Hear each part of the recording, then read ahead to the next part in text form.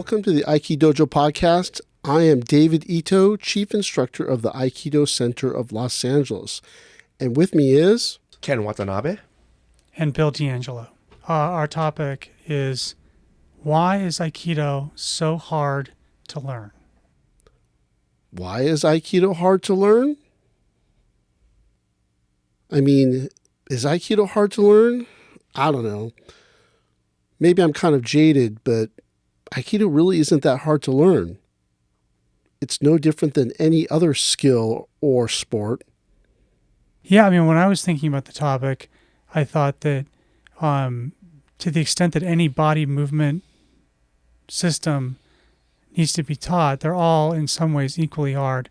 But isn't there something that's a little bit different, at least for people that are born in the West, grow up in a Western educational system, do sports?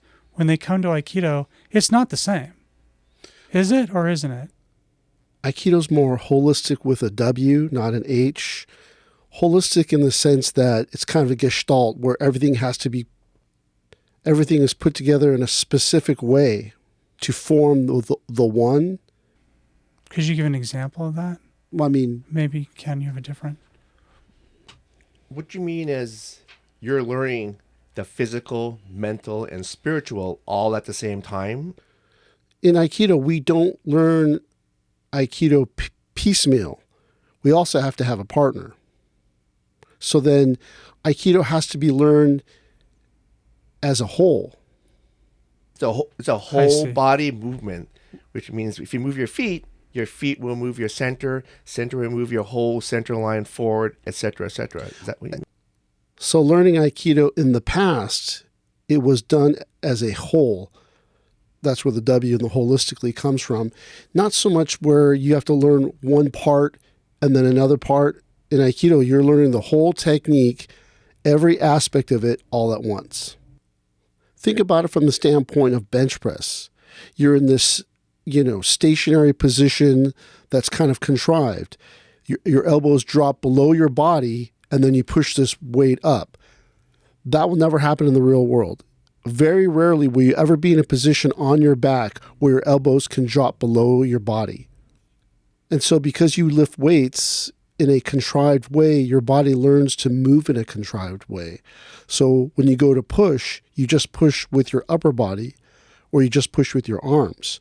And then what ends up happening is that you're helping your friend push their car and you throw your back out because your body's not used to using itself in its entirety. They're used to, like you said, bench press, American, westernized exercise where you just do a bicep curl. Right. And you just isolate that one muscle as opposed to using your whole body to do some work. I mean, Aikido, you use your whole body. It's different than in like tennis where you can learn to hit balls just without moving your feet. You practice your forehand, your backhand, or in baseball where you kind of learn to throw without using anything but your arm. And Aikido's not like that. That's true. On top of some person is trying to hit you, kick you, do bad things to you. So when you think about this idea of having to use your whole body, arms, legs, head, torso, center, and all that stuff, it can make Aikido really hard to learn. I could see that. For you, when you were training, moving your whole body was not the most difficult thing. In class, you're supposed to learn the techniques in their entirety, holistically, so that you gain the greatest amount of knowledge that your body might understand, but your head might not. And then later, what you're supposed to do is take it home, and then you kind of piecemeal it. Like you're like thinking, oh, where's my foot supposed to be? What's my hand supposed to be doing? Is my posture correct? And then you work on those little small parts or by piecemeal, and then later on you reintroduce them into the class, and then you see if your technique got better. Like the little details, the little fine points, you improve that, then you plug it back into your own movement. Right. So like in swordsmanship, you learn to cut, and then you perfect your cut, and then you take that perfected cut and fold it back into your Iaido movement. I mean, when I teach, I think it feels easier for the student to catch it piecemeal. You just do this, and then they put it together. But when I was training, we did the whole cut. We moved forward and cut. I don't know. And then I wonder out loud if people today want to learn piecemeal or should learn piecemeal based on the temperament, tolerance, boredom factor. So I really don't know. You wonder about how the people long ago taught Aikido, and you wonder if they taught it this way for a few different specific reasons. For instance, teaching it holistically, whole body, makes it difficult. And it kind of weeds out two different types of people. It weeds out the people who have no talent, so there's no time to teach them, so they probably should just go. But it also weeds out the people that are untrustworthy, unfaithful. So if it takes a long time to learn something, those two groups will fall away. Because the person who sinks doesn't have any talent. So if they don't have any talent, it's going to take longer for them to learn. And it doesn't mean that they're not good people or they couldn't become good. It's just that the teacher might think to not put any time into that person because they're already starting from kind of like a deficit. The person who's trying to get a quick fix or trying to steal a technique, learning it holistically forces them to either commit or quit. And then so in time, those problems kind of fix themselves. Teaching in this whole body holistic way forces the student to commit because you can't learn the entire system without committing. I mean, when I was thinking about the question, what makes Aikido to learn hard or difficult, I think of two things. One is that the preconceptions that new students bring into the class. I mean, I can think over the last 20, 30 years, how many times I've heard someone who's new ask why. When you teach it, and if you give them the opportunity to say anything, it's like, why? Why am I doing this? Why is it this way? And then I think the second piece to that is that asking of why is a very, Western European, not even American, but very Western European way to approach a problem. And I think some of what makes Aikido hard to learn, certainly this holistic, as you say, with a W, but also that people learn in different ways, as I think you and I, all three of us have spoken about before. People learn visually, people learn orally, people learn experientially. But I do think that over time, if you see people that have no Asian martial arts training, that you'll often get why, or what happens if I do this, kind of questions. They say that people in the West want to know. They want to understand. They want to know why. And that people in the East or in Japan, they want to know what it felt like. But maybe that's not true. Maybe people in Japan want to know also. But historically, the Japanese person, when they asked you about the technique, they would say, what did it feel like? Rather than the Western person would say, what did they do?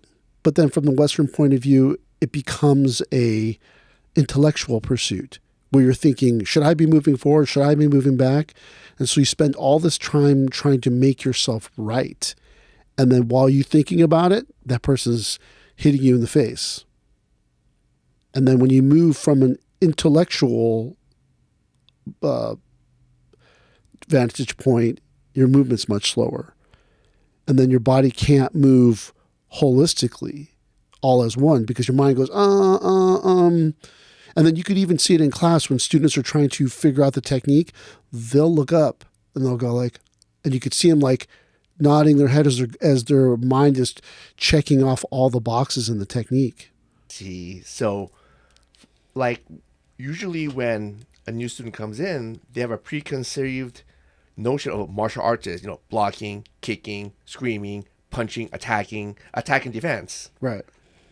But for me, when I was doing Tenkan, I was like, why are we doing this every day?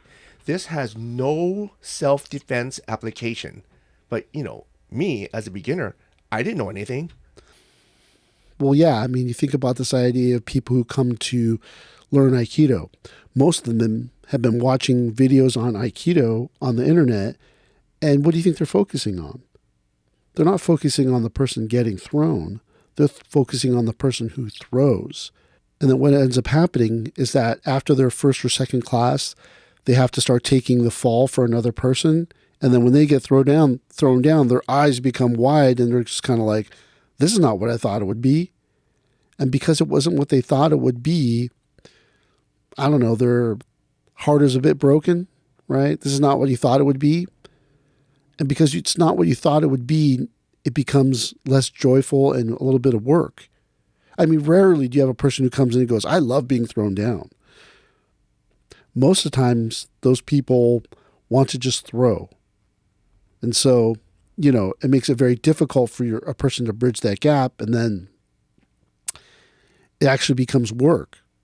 Because like when you have to work on the throwing side, all the mechanics, movements, footworks, and all that stuff. Now you got to work on the falling side, the mechanics, the footwork, and all that type of stuff.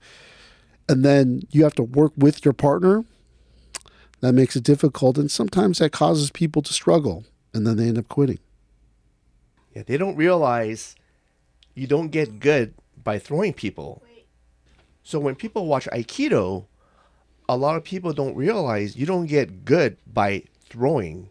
You get good in Aikido by being thrown, by learning how to take the ukemi and feeling the technique. Yeah, which is completely counterintuitive. Yes. Right? Like, how do I get good by being thrown? Even when Sensei would say, yes, how to get good is by ukemi. Like, when I was young, like, I did not understand it. I thought ukemi was just falling. Right, and ukemi is not falling down forwards or backwards. No. It's the art of moving with your partner and then getting into a safe position. Yes. And then safely moving out of the technique, whether it be a forward roll, pin. Yeah. Like you protecting yourself against a very, very strong Aikido throw, which your partner can deliver full power if they wanted to. But you position yourself so they can deliver full power and you just roll, pin, fall down safely. But then you get to this place where then a person joins and now they have to take ukemi, they have to fall down, and they're just like, I don't know if this is what I want to do. Yeah. And then again, the barrier of Aikido seems too hard, eats up another person, and then that person quits. But I think that maybe the both of you are hitting on something which is maybe one of the hardest aspects of Aikido, which is when you're learning ukemi, in order to give the nage good practice, you can't make a fake attack. So you have to give a real attack. But then as uke, you need to know that razor balance edge between giving a really good attack and also immediately transitioning to protecting yourself at the right place so you're not throwing the technique. I think that is really hard to do. Yeah, I mean, and for instance, they called it just enough. Just enough, You yes. say you have to attack just enough, right? And then to understand the balance of just enough, because honestly, like, even though there's no competition in Aikido, there's competition in Aikido. You strike your opponent, it's a competition. Right. So then and then that person just smashed you for techniques, and then you're like, my turn, and then you're going to try to smash that person, right? So yeah, you have to give a strong enough attack, but then you're getting to this place where you're trying to throw people down and understand what is Aikido, but then you have to take ukemi as well, and then that you just go, I don't want to do that. In karate, you go kumite, you're on the attack, right? You're on the offense the whole time. We're supposed to be, but then you go to Aikido and you're like, here, half of this class you must spend time on the defensive side of the movement, and you're like, I don't want that.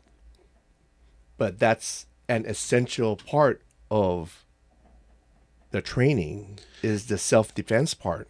Well, I mean, if you really start to think about, like, if you delve deep into Aikido, really, it is a weeding out process, because for you to get to a place where you can live the art of peace, you have to weed out all these people that all they want to do is hurt people. You have to change all those people that just want to hurt people, so that they can really learn the essence of what we think is Aikido today, which may or may not even be the thing, right? Because some of what we are learning may or may not have been the construct of what John Stevens says Aikido is, right? Right. So, that becomes something difficult. If you come to Aikido for only self-defense and then you have to take ukemi, you go, oh, no, I want to throw people down. I don't want to be thrown down. Yes. What day is throw people down class? I must have come to get thrown down class. Yeah, there's like, in Aikido, you don't win or you don't lose. There's no competition in Aikido. There's no formalized competition. You don't get a trophy. Right. And you got to get that out of your system. You got to get that out of your system. That which takes... it could take, depending on how resistant you are to changing and how resistant you are to the training. You know how long it took me? 10 years? 34 years. 34 years? This is my 34th year in Aikido, and I still think about how do I smash people. And so it takes a long time to get that out of your system. Yeah. To where you just you got to really beat up every person on the planet in order to realize, I don't need to beat up any more people. And that's really hard to do because you really only came to Aikido to beat people up. But even for me, I was very, I went along with whatever the training was. I didn't ask questions. But even during that whole time, I was like, why is this? Why are we doing this? Why are we doing this? And then maybe 20, 30 years later, I came to my own realization that this is why we do ... This is why we practice that technique. Even though I was towing the line and following the instruction. A lot of what both of you are talking about is patience. Patience. And I think of many people, including myself, patience is super hard to cultivate because you come in and I think people generally, you don't have to be good at it, but if you say to someone like, punch this person or grab the person, not a lot of thought that goes into that. But that second piece where you transition, I think that requires a different mindset. But I don't even know if it's patience, though. No. Doesn't patience, for me, I wanted to get this. I really, really wanted to understand. But were you patient? I was not patient, but I knew that I just had to keep on going. And eventually I trusted Sensei that I would eventually understand Aikido. But what you just said, but I think you just have to be patient. But no, I take it back. I take it back. I think you said it better when you said, I trusted Sensei. So that's maybe I was not saying it in the most accurate way, but yes, there's this element that the student must have with the teacher of trust. Well, this belief, and the thing is that there was no going up and saying, I don't think this works, Sensei. Right. You don't do that. You don't ask, why are we doing this? Yeah. So one time, this guy who was a bouncer at a strip club was doing Aikido, and I think he was a black belt by then. He went up to Sensei between classes and said something like, everyone just falls down. I don't think this will really work. And then he left. And then Sensei beat up every one of the black belts in class, right? He tore a rhomboid in my shoulder. He made this one person go into asthmatic shock. He threw this one guy out the door. He just went off on us, right? And that's that thing. You're too afraid. Afraid is maybe the right word or not wrong word, but you're too afraid to be like, hey, Sensei, I don't think this works. Right. Because then you go, what did you say? And then he beat the crap out of you. And everyone's heard that story about when me and the student were talking out front of the dojo and Sensei came back from temple and walked by. And then Sensei said, what were you two talking about out there? And then being a young person and naive and impulsive, I said, we were just talking about how Aikido is missing something and that you should cross-train with karate. Yeah, I remember that Sensei story. went off on me. You don't know anything. You don't know enough about Aikido to make that judgment. And I was just like, I meant to say he was talking to me about it. And then Sensei just went off on me for I don't know how long. But that's that thing. You learn not to question your teacher if your teacher is prolific, learned enough, or whatever it is that you don't go, hey, I don't think this will work, Sensei. I don't know. You and I studied all three of us studied for a long time.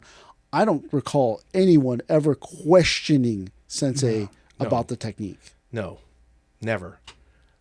I questioned in my own head, what is this for? Like, what the hell Like, is why this? is, like, this is so, like, I would never use this in a self-defense application. You know, like uchimawari, sotomari, Yeah. those techniques, which now I know they're very important techniques. But at the time, you're like, I never go underneath someone's arm.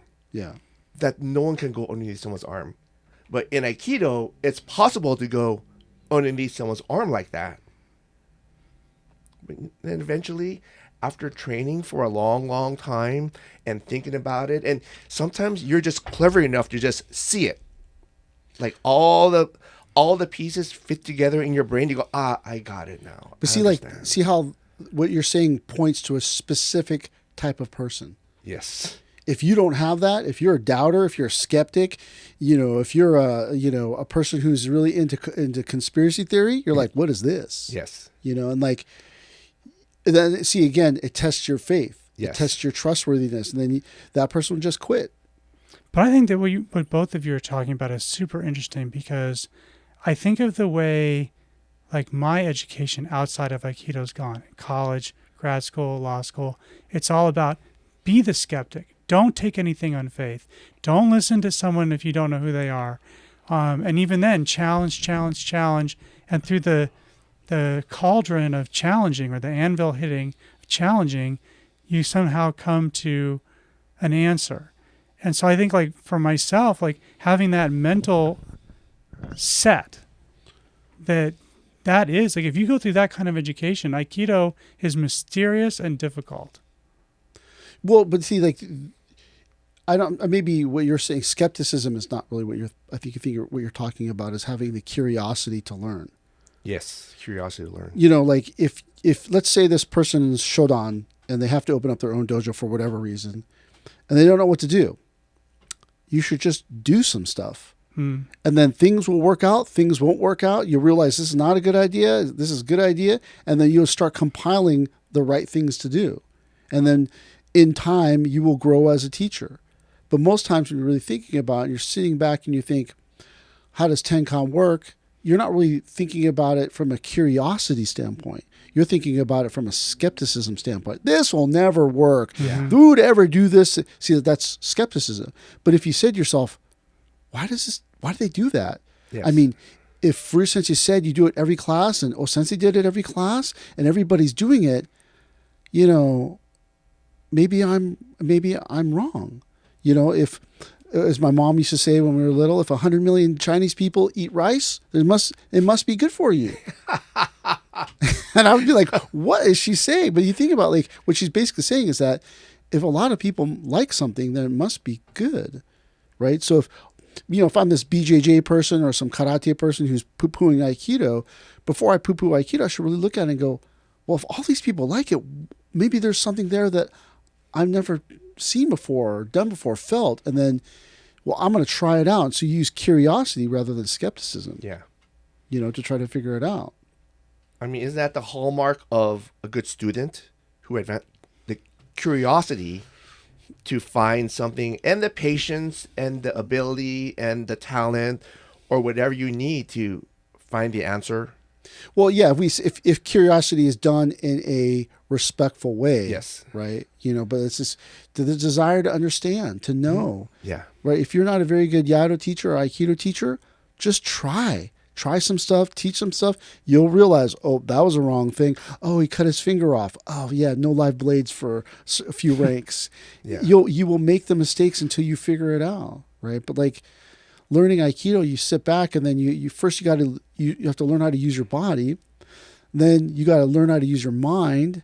Then you got to learn how to quiet your emotions, and then, like, it becomes a spiritual thing, right? Because when it's whole body, it's a spiritual thing. Yeah.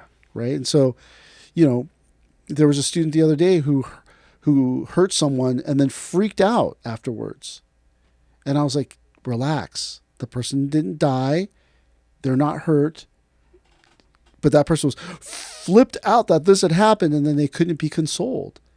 But, like, that's the emotions coming up. Right. And so then that's the barrier that person has to work through.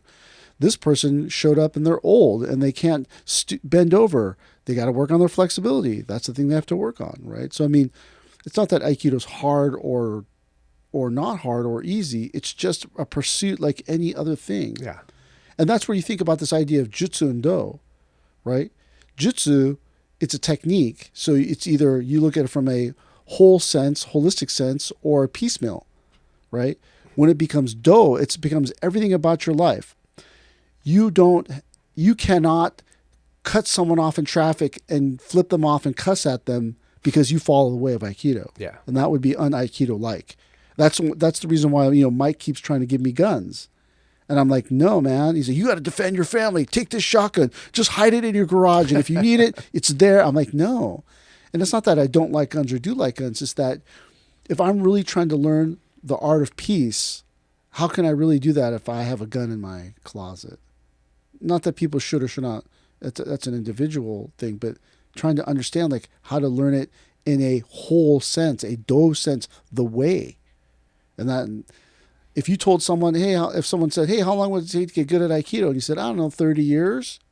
Forget it. They wouldn't do it. Right. Well, while you were talking, Sensei, something did come to my mind, which was I noticed that when people are up to change ranks, they're testing for ranks, that there's a core aspect of Aikido that people need to internalize at each different rank. And we publish at the dojo the required techniques for a rank exam. And I wonder, sometimes I think that going through that process actually helps people demystify some of what seems hard to understand or hard to learn. It doesn't demystify it. Yeah. It gives them reassurance. I took the test. It was Sandan. I passed. The teacher said, you were very good. And then you feel good about yourself. Right? That fake quote by Miyamoto Musashi is something about like nothing outside of you can ever influence something inside of you. And it's true, even though it's not a real quote of his, it's true. Mm-hmm. So using, Sandan, Nidan, Godan, whatever it is, that, I feel good about myself. That doesn't, and then someone's going to beat you up. And then you go, but I'm a 5th degree black belt. Like you ever see a Street Fighter with Sonny Chiba? No, I never saw that. He's in the bath, what do they call that? The hot air, you mean sauna? So Sonny Chiba's in the sauna and he's talking to this guy and the guy's like, oh, you have a lot of muscles. I'm a 5th degree black belt in karate. And then Sonny Chiba gets attacked and then the guy gets punched in the face and knocked down. He goes, but I'm a 5th degree black belt. Yeah. Like that. And then what will happen to you? You will lose faith because your whole faith was predicated on attaining this rank. There was a person that I knew that was high ranking in Aikido, and he got attacked, and then he couldn't defend himself well or the way he wanted to. I mean, he survived, so isn't that what martial arts is supposed to be about? But he couldn't do what he wanted to, and so after he was attacked, he became so dismayed and lost faith in Aikido because he thought he should have been able to do more. Right. But I was trying to explain to him, you lived. You did enough. Yeah. That was enough. Right. But he wanted to win. He wanted to beat the person. He wanted to, he wanted all the glory. Which is a very un-Aikido mindset. Well, why do you think Sensei doesn't want us to compete? That's true. Because it brings out the worst in us. Even rank brings out the worst in us. That's true. And then once I get the rank, I'm 5th degree, you're 4th degree. I'm above you now. Yeah, I'm your senior. Like maybe 10 years ago, a guy passed a Shodan exam. And in the dressing room, he looked over at this other Shodan and he said, I started before you, even though you got your black belt before me. But now that I'm a black belt, I'm above you. And you have to respect me. And then that guy came and told me, and I pulled the guy aside and I go, what are you doing? Huh. And that's the thing. Rank, lining up by rank, doing all these things by rank. Although it creates authority and adherence, people start to pull it on each other. I'm 5th degree, you're 4th degree, I've been here longer. And it's like, it becomes like this pushing match. And then that is competition as well. But what I was trying to get at, Sensei, is I think it's something different, which is not about how the tests make you feel, but when you and Ken put together the techniques and the concepts that are relevant to each rank, that if you look at how to learn or prepare for that rank, at each stage you gain a deeper understanding of how Aikido is structured and works. That's what I was getting at. Not with the post-exam. I know, but that's that thing that the rank makes you think that you are this person, right? And ranks can be given out based on passing a test or by recommendation because you do a lot for the dojo or Aikido or whatnot. And then all of a sudden you start to think that you're this person. Right. You get mixed up between I'm good at Aikido or I'm good for the dojo. Yeah. And then that rank inflation is what the world of Aikido is suffering from today. And so, you just get to, it's not that tests are good or bad or right or wrong. It helps you reaffirm your path. Oh, I got to keep going. I got my 5th Dan coming up in a couple of years. As opposed to the Ruth Sensei method was, if you even asked for rank, you get demoted. You would be ripped apart. You would be demoted, and like it would just be the worst thing. So you knew never to say like, "Hey, when am I going to get Shodan? Right. When am I going to get a Rokudan?" And what'd you say? And then Sensei would cross you off the list in his mind. And like you said, it's supposed to happen holistically. You're supposed to become Godan, Shodan. People are supposed to go look at you and go, yeah, Shodan. Not like, I wonder what rank he is. Yeah, you're supposed to be able to read the person and go, oh, 4th Q. Yeah, 4th Q. 6th Dan. Yeah, you shouldn't show up and then you work out and that person goes, what rank are you? Are you Shodan? The guy goes, I'm 6th Dan. And then you quit because you're like, oh my God. You're insulted. Like there was a student brought another student to train. And he said, oh, this guy does a different style of Aikido. And Sensei goes, oh, it's fine. And then so they asked the person to wear a white belt. I mean, no, the person came in and they were just wearing a white belt. Yeah.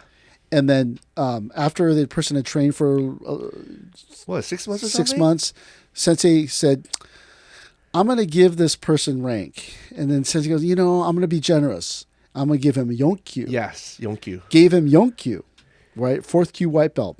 The person was so upset and never came back. And then Sensei asked that guy's friend, hey, what happened to that guy? He goes, oh, he got all mad. Sensei, but I gave him 4th Q. He goes, Sensei, he's 4th Dan in a different style of Aikido. And Sensei was like, how come you didn't tell me? But that's what Sensei looked at his ability, and that's what Sensei said his ability level was. Mm-hmm. Right? And so that's the thing. Like one time I was, just kind of going through the paces of class, and we had a visitor, and he was a white belt, and I was throwing him Kodagaishi, and I think I was like Sandan. And I just let the person do whatever they're going to do. And they try to jam me. I just was like, when they jam me, I go, hey, man, just go with it.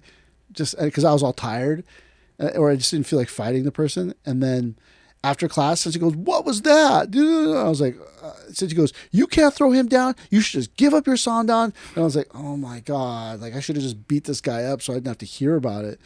But that's that thing. Like, when you think about this idea of rank, right? The rank is what keeps you going, but really you should keep yourself going. But because we're human beings and we are flawed people living in a flawed world with a trophy mindset. And this is the idea of dualism, right?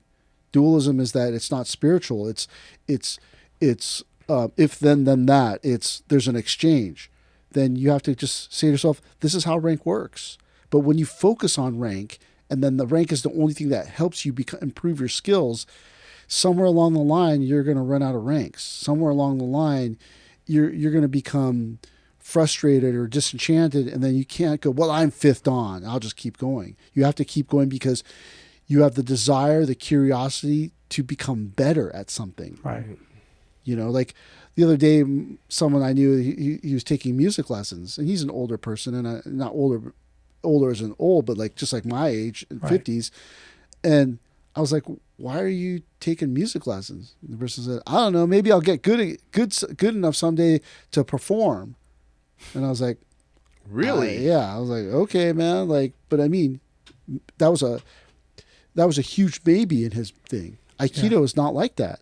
You must be able to perform, right? A person's might attack you. No one's going to go up to you, throw a violin at you, and go play, and you're like, that's never going to happen. Yeah. But if someone jumps out of the darkness, you either do Aikido or you don't, right? You either are fifth dan or you're not. And so if you chase rank, you run the risk of corrupting your path because now you're only looking for the things that will. You're looking to gamify Aikido. The techniques are this. I'll just learn those techniques, and then you have to do something like Tenkan for decades before you go, oh. This lady asked me today, oh, I can't move in. My legs are short. I go, my legs are probably just as short as yours. I can't buy off the rack. Can you? No. I go, then you can. If I can move in, you can move in. Yeah. I mean, up to this point, we've been talking about the topic, which is why is Aikido hard or difficult to learn? But is Aikido hard to teach? Well, that begs the second question, which is Aikido is not hard to learn. It's just taught in not a good way, not an effective way. The person's teaching because they feel like teaching, not because they've been trained to be a teacher. Watanabe Shihan trained for 17, 18 years under a teacher. I trained for 17 under my teacher, right? And that you learn all these things by training under this one teacher. And then from there, you got to learn how to instill this in your own students. And then you realize, oh, this technique the teacher only did because they were good at it.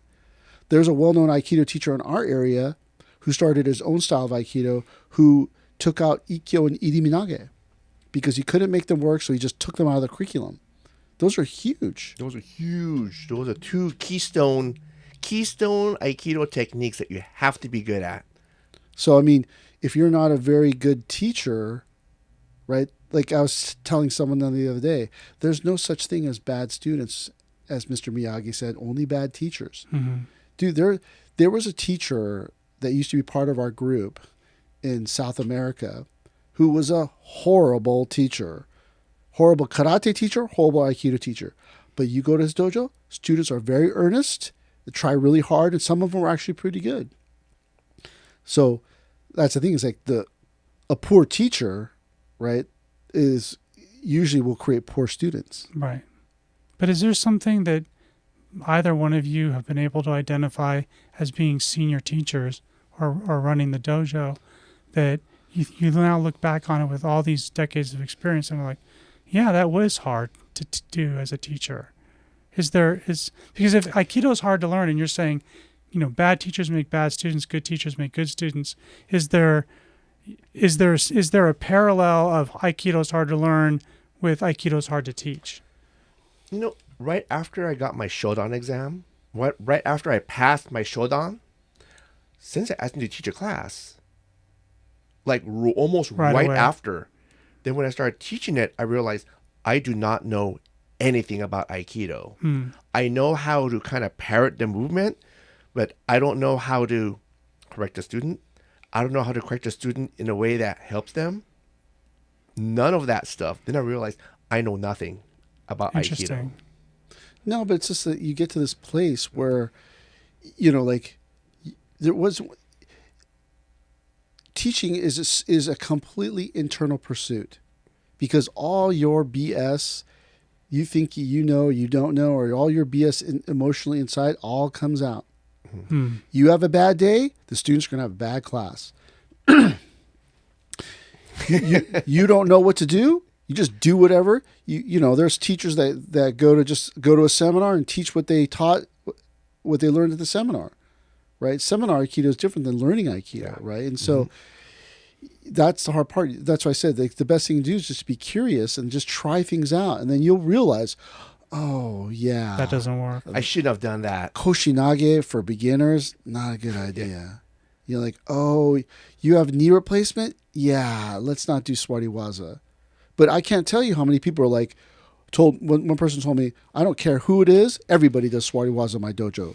And I go, what if someone has like a knee replacement or a bad back? They go, tough. And I went, ugh.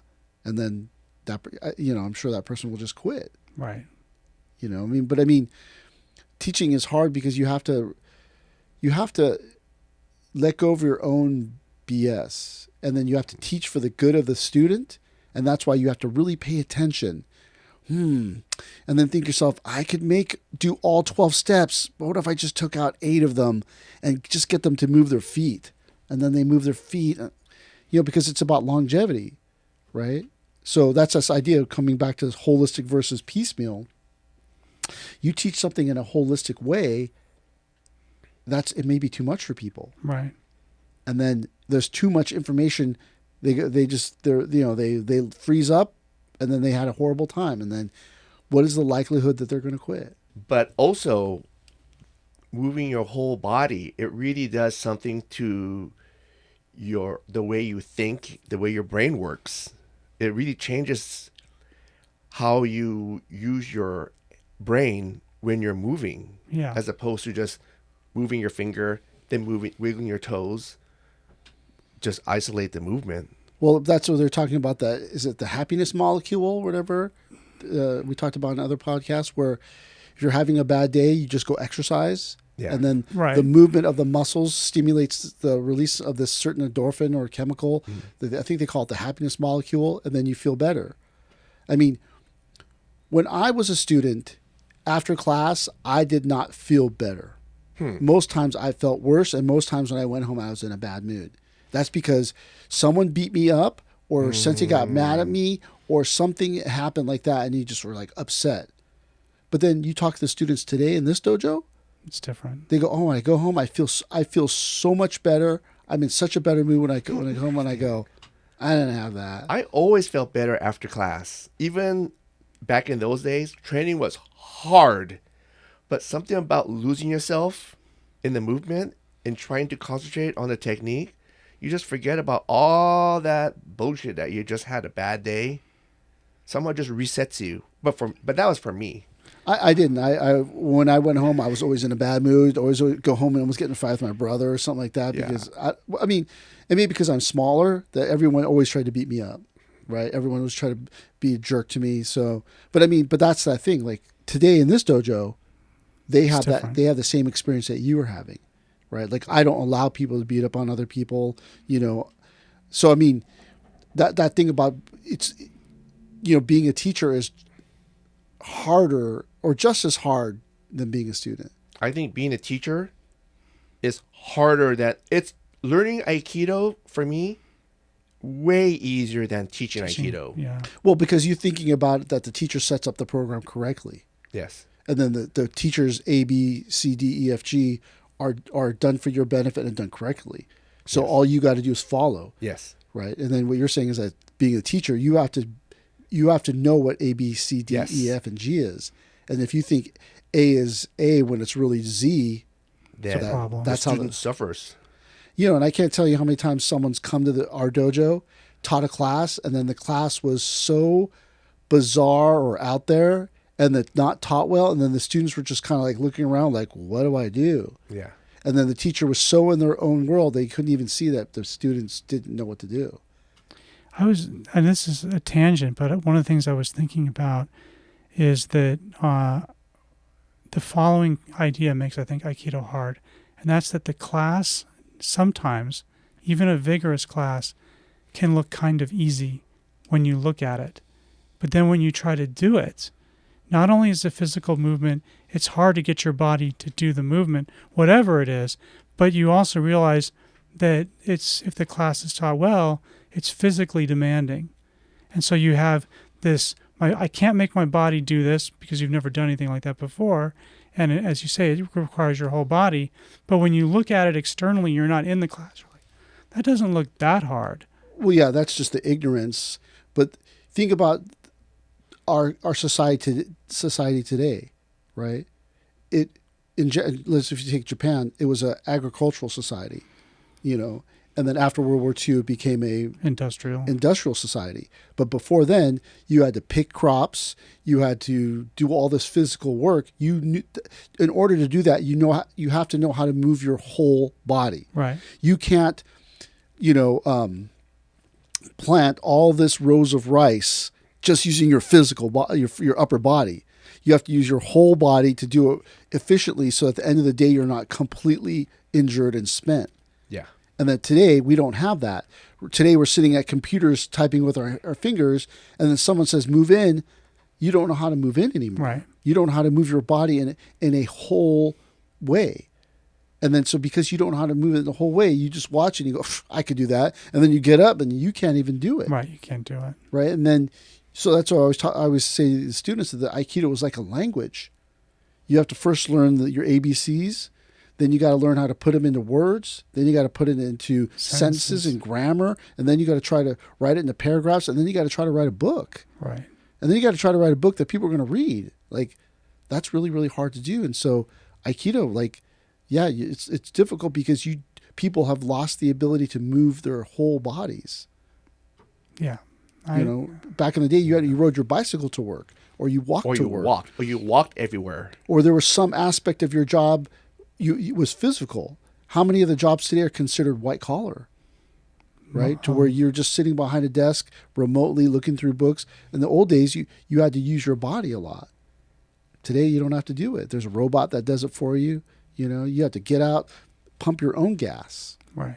That people just don't do anymore. And that people are moving away from being able to use their bodies. And so hopefully, knock on wood, people will come back to things like Aikido to learn how to use their bodies efficiently. I mean, like, even the people you taught maybe 20 years ago, to me, they seem completely different than the people you teach today. The like type of person? No, like their physical ability. Like you said, they're not used to moving their bodies. No. They move their bodies less and less and less. Like, just, yeah. Like that's well, because that's movement. When you were bored 20 years ago, before the advent of the smartphone, you just shot hoops in the backyard. Yeah, you ran around. You ran around. You played Cowboys and Indians. You climbed up your thing. That today you just go, huh? Yeah, climbing trees and stuff. Yeah, and so you don't really move your body anymore. You just become a Nintendo head. But then something like Aikido becomes difficult to learn. Because not only am I telling you to move your body, I'm telling you to turn off your mind. Yeah. And then you're used to looking at things in a 2D screen. And now you got to, move your body in 4D or 3D. Yeah. And then someone's attacking you, grabbing you, pulling you, trying to strike you. Seems kind of hard. Yeah. You have to judge spacing now. Yeah. You have to use you have to use every sense you have in training. It's like, my son taking kids class, we played this game, and he did really good in the game all the way up to the time it is to throw the ball into the basket. He rushed, and every time he missed. But up until that point, he was just doing it. But when it came time to win, he missed because he rushed, right? Because he doesn't have when you face boredom, you have to have patience, like you were talking about. But today there is no boredom. Right? It's all instant. So you just do it. There is no boredom. You have something to occupy you all the time. Every moment of your day is occupied. But that because we don't have that anymore. Every aspect of your life is filled with something: work, talking to people, social media, and then you don't have the ability to stave off boredom. So your tolerance for boredom is really bad. So when you go into Aikido class and they tell you to do Tenkan and it's really abstract, how quickly did you get bored? Yeah, you can't handle it. Four turns, you're over it. And then as the teacher, you have to see the energy dying and then change the technique or change to something else to bring the energy in the room back up. Because once you let it die, it's really hard to get it back. Right? So that's why, as you were talking about the teacher has a really important job of not only setting the tone, teaching the appropriate things, but also being attentive to the students to make sure that the class doesn't go boom. Like the times when when it's most difficult is when the seasons change from hot to cold. So when the things become hotter, people become listless and lethargic. Right. So you have to do certain things. When it becomes cold, people become cold and then they become bored. So you have to make sure the class is doing a certain way. But all those things, that's part of the teacher's job. To make sure that the teacher's job is to make sure that everything in the class is appropriate, attainable, and adapted to each person. And that's hard for teachers to do. Yeah. Is there anything for either of you that you thought was hard in the beginning and now is not? Or is it are the things the same? No, it's not that things are harder. Everything is just you move to the next level, the next level. Yeah. The next level now is just, you know, like trying to be more curious. Like in kids class, Furia Sensei said, no Nikkyo. And then talking with Ken and Mark, who taught kids class before, and I was like, really? And then now trying out Nikkyo to see if that's true. Huh, why is that? Oh.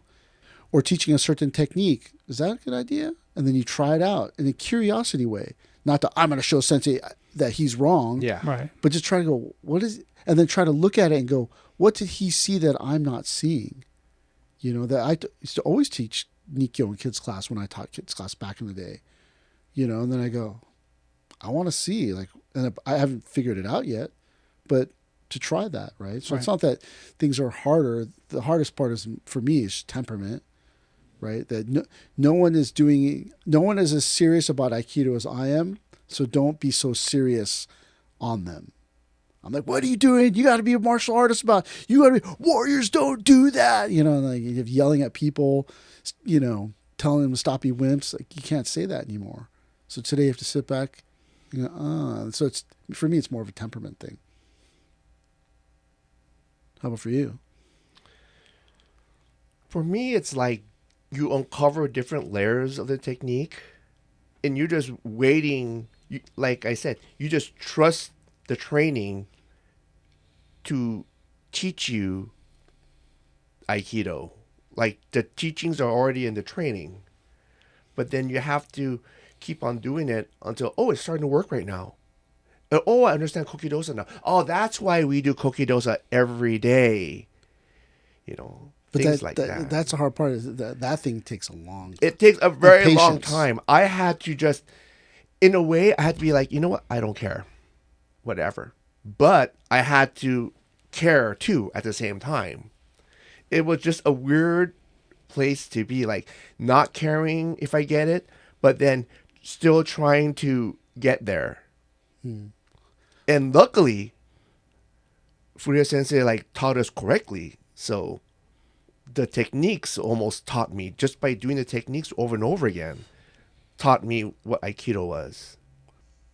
We talked about why it's hard to understand Aikido as a martial art, right? Because to me, it's like, it doesn't seem like a martial art, like blocking, kick, like it's not fighting. Like we think martial arts as fighting, like you push me, I push you back.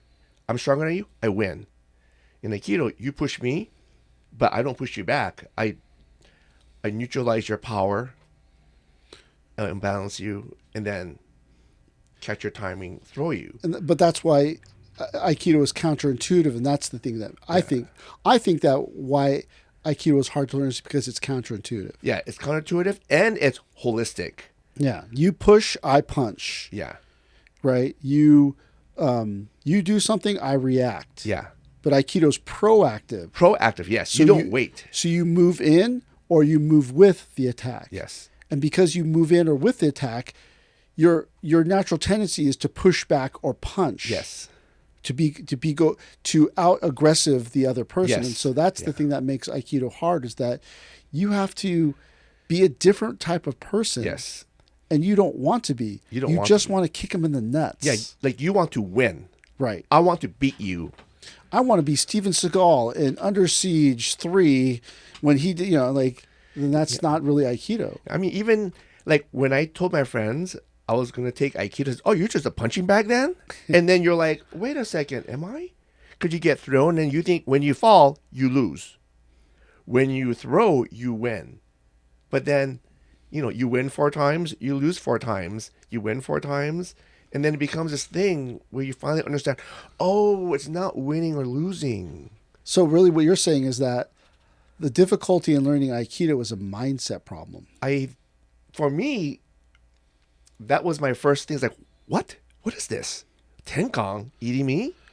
I mean, learning Aikido for me was not a mindset problem. It was a physical reality thing. Because when we started, Aikido was very much like Gladiator's Arena. It was. And someone on my second day beat me up, smashed me to the ground with the techniques, cranked my arm and Nikkyo, made me hit my head on the ground doing Shihonage. That it was really more of a physical difficulty than it was like a mental, emotional, spiritual, or holistic movement thing. That's why I started lifting weights, because I was like, well, they're going to beat me up, but at least I'm going to make it hard for them. So I started lifting weights and stuff. But like, for me, the difficulty was just because everyone was so mean. They weren't nice. It was hard to learn because you were expected to know how to learn. Yeah. There wasn't someone going, hey, this is how you do it. Somebody said, do it like this. And then they just smashed you. Yeah. So that it's a physical difficulty. So, I guess there's many different ways Aikido was hard to learn, from a physical standpoint, from a mental, emotional standpoint, from a mindset standpoint. Yeah. But each one of them, no matter which one you have, and you might have all of them, that's part of your training to get over it. To overcome it. That's right. Yeah. So, is Aikido hard? No, of course not. But me being Aikido 6 Dan, 34 years, you go, it's easy, everybody. It's not that hard at all. It really isn't that hard. But that's just us forgetting what it was like. I don't ever remember the physical movement being hard. Slide forward, slide back, Like, just the degree of slide in deeply. No, deeper. And you're like, my feet, I can't slide in that deep. But that's the thing. Like, Aikido is hard to learn because it is not just a sport. No. It is a whole body movement that at some point becomes mental, emotional, and spiritual. Yes. And if you stay the course long enough, you might be able to get to the end. But for the most part, you have to conquer Aikido at every stage. You have to conquer Aikido physically, mentally, emotionally, and spiritually. Oh, then I realized why Aikido was so hard for me back then. It's because most martial arts, you start off just doing like a solo movement, Taekwondo, Taekwondo, you just go block, kick, step. But right away, what happened was I was put with a partner. So I had to try working with the partner. So Tenkang, taking ukemi, making them take ukemi. For me, that was the hardest part, was working together, and the Aiki and Aikido, that part was hard for me to catch on to. Like blending, I want to say blending, but aligning with your partner, making them, moving your body so they move with you, like connection, all that stuff. That part was the hardest part for me. That contact point between me and my partner. Dude, the movement itself is easy. Yeah. So I guess to both of you, it seems that we've gone full circle. We've talked about what's difficult for the student, what's difficult for the teacher in teaching and learning Aikido. We've talked about it being a holistic experience that touches different aspects of the way we deal with the world, philosophically, spiritually, materially. Is there anything else that either of you want to do to sort of wrap this in a package? It might be like the teamwork in practice. You have to work with your partner to understand Aikido, not fight them or dominate them. I don't think Aikido is hard, right? Aikido is not hard to learn. We make it hard to learn. Yes. You're out of shape, it becomes hard to learn. You have an attitude problem, it's hard to learn. If you're a person who's afraid all the time, hard to learn, right? We make it hard. Aikido is supposed to be the easiest martial art to learn because it moves with the natural movements of the human body. Mm-hmm. The joints move in the natural way they're supposed to move. You move in a way that harmonizes with your opponent's movements. It's supposed to be easy. We, as human beings, make it hard. But, that's the conundrum of being human, right? Yeah. I think that's an excellent place to wrap it. Well, thank you for watching, and don't forget to like or subscribe to our podcast. Thank you. Thank you very much. Thank you.